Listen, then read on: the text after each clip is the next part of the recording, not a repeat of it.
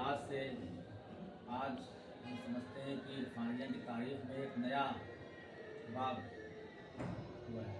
ये मुख्तारात जो है ख़त्म हुई है। लिहाज से ये आप लोग पुराने साजिशा है बता सकते हैं, शायद ये पहली बार ऐसा हुआ है। चंद महीनों की मेहनत से आज मुख्तारात आपकी मुकम्मल हुई। इससे मैं समझता हूँ कि एक चीज़ ये साबित हो गई कि अगर उस्ताद मेहनत और लगन से अपनी जिम्मेदारी को बखूबी अंजाम दे तो हर काम आसान हो जाता है। इनको आए सिर्फ चंद दिन ही हुए हैं मदरसे में, लेकिन मेरे पास हर दर्जे का बच्चा आता है और कहता है कि 1 घंटा मेरा भी इम्तिहान लगा दीजिए, यानी अजहर साहब का 1 घंटा हमारे दर्जे में लगा दीजिए। तो क्या वजह है? इन्होंने अपने काम को बखूबी अंजाम दिया। आदमी अपनी पहचान बनाने के लिए, तारीख में अपना नाम दर्ज कराने के लिए ज़रूरी नहीं है कि 10, 20, 50 साल खिदमत अंजाम दे। मुख्तसर वक्त में जो है ऐसा काम कर जाता है कि उसका नाम लिख दिया जाता है तारीख में।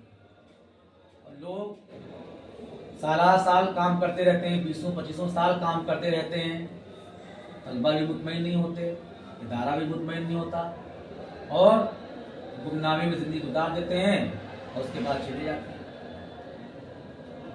लिहाजा हम सब की जिम्मेदारी होनी चाहिए कि जो भी काम इदारे के ज़रिए दिया जाए उसको अगर बखूबी अंजाम दिया जाए इखलास के साथ, हर काम आसान हो जाता है।